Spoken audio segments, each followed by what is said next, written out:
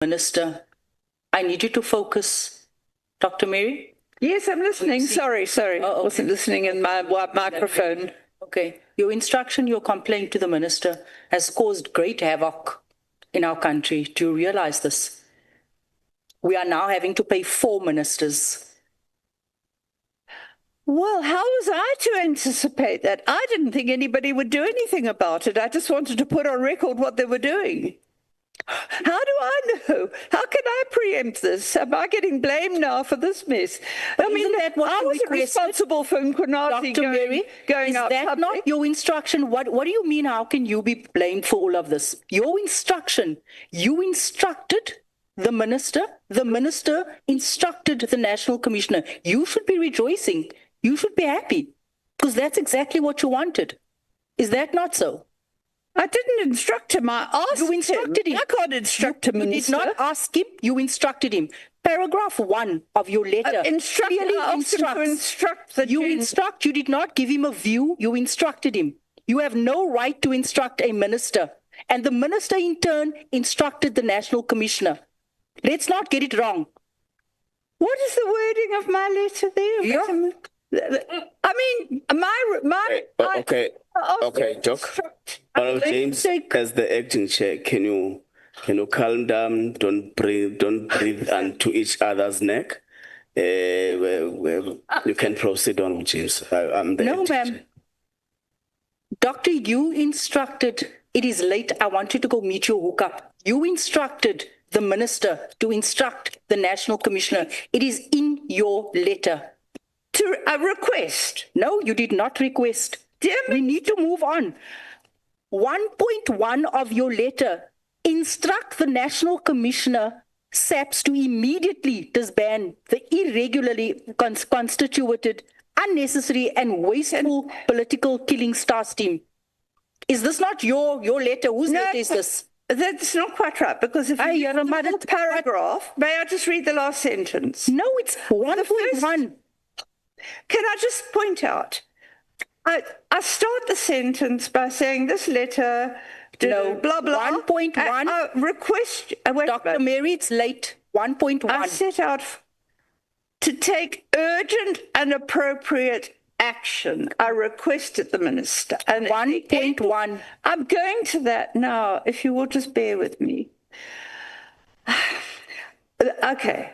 I refer to here under, wait a moment, the task team. In this regard, the action that I'd asked him to take, requested. In this regard, I request that you, number 1. Do we have the same letter in front of us? It's 1, 001132. An extra. Do we have this in front of us? 1.1. But this is the letter. I needed to read 1.1, nothing else. 1.1 flows from 1. What does 1.1 say? 1.1, the end of 1.1. Not the end, the beginning. But it's part of the...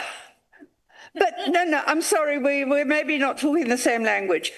This is... May I just read this? Okay, the last sentence. I ask... and its appendices to request for reasons, blah, blah, blah. I set the reasons I set up below. Right. I carry on and I say, and the last 2 lines. Tell her to read that. Please just look at the last 2 lines of number 1. Okay, Doc. Doc, can you pause a little bit? In this regard, Doc. In regard to what I've just asked him. Doc. I request my time. that Doc. you. Doc, can you pause there? Okay, can you please pause there? Yeah, I request that you Doc, instruct the National Commission. Doc, calm down. Please pause there. We are intervening because we see that you are not getting each other. Honorable James is referring to the letter you wrote to the minister on the 31st of October. Now she's referring you to a paragraph in the letter, which is 1.1. Can you read it yourself out loud? I can read it, but it's a 1.1 which follows directly from 1, the things I am requesting the minister to do. That is the meaning of... You can read 1 and read 1.1. Doc, you can read 1 and read 1.1, both of them. All right. let me read the whole thing. This letter and its three appendices is to request that, for reasons that I set out fully below, you take request that you take urgent and appropriate action to deal with the abuses and gross wastage of personal and financial resources by the irregularly constituted political killings task team. In this regard, I have in brackets, I refer to here under as the task team. Right. New sentence.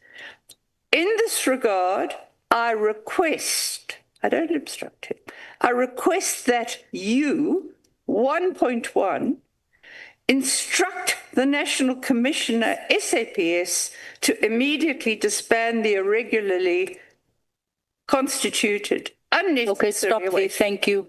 So thank you. That's the sentence. That's the sentence, yes. Yeah. You requested him to instruct. Yeah, I'm requesting... It's an instruction. You are saying that the minister must instruct the National Commissioner. I'm asking him to. I'm not instructing him to. I'm asking him to instruct the National Commissioner. Professor, when one reads your letter alongside the minister's directive, right, it becomes evident that your letter formed the foundation of the minister's decision. Right. It becomes evident that your letter formed the foundation of the minister's decision to disband the PKTT. You give three reasons in your letter, written the end of October. The minister writes end of December. You give three instructions. You give three instructions. Your first paragraph says immediately. The minister gives three instructions. In his letter, it also says immediately. Is that a coincidence? Look, you both give three instructions, both as immediately. Say to the minister, you need to allow me to finish so that you can go for your hookup this evening. You need to allow me to finish. Sure. You give three instructions. Yeah. The minister gave three. Let me help Honorable James. Yeah. How do I know what the minister's going to do? I can ask. I'm asking. I don't instruct him, I'm asking him. Look at me. Yeah. Look at me. Yeah. Honorable James is talking to. Okay. Yeah. All right. Okay. I'm trying to reply. We can proceed. And clarify. That's what I'm trying to do. I can't answer your question about why the minister did it. I honestly can't, because I've never spoken to him about why he did it. And I'm getting the blame for it. I mean, it's just, I'd never have done it if I'd known. Quite frankly, I think it's... But it has precipitated some investigations. Look at it that way. Let me get back to my question. When one reads your letter alongside the minister's directive, it becomes evident that your letter formed the foundation of the minister's decision. Am I right? You both had three instructions. You both said immediately in there. It was 8 weeks apart. You should be rejoicing that your activism has finally paid off. Because this is what you wanted. You said it was wasteful. You said it didn't add value. Yeah. You said it was unnecessary. You said dockets were going missing. So yes. Look, as I said, I never anticipated this. I never thought a minister would act. I'm trying to guess why he did act, and I'm sure he wouldn't have only acted on what I said. I mean, it may have been the last straw that broke the proverbial camel's back. Well, we've been thinking about it, and yeah, if she's saying it, maybe I have to take it. I'm guessing. This is not a place, Doctor, this is not a place where you come and guess.